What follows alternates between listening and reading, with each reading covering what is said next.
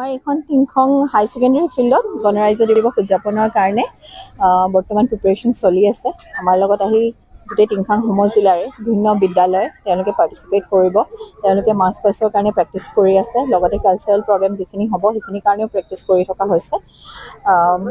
আমি ভাবিছোঁ যে আগন্তুক গণৰাজ্য দিৱসটো খুব সুন্দৰভাৱে টিংখাঙত যিহেতু এবাৰ প্ৰথমবাৰৰ কাৰণে পালন কৰা হ'ব সমজিলা হোৱাৰ পিছত, গতিকে খুব ভালকৈ হ'ব বুলি আমি আশাবাদী।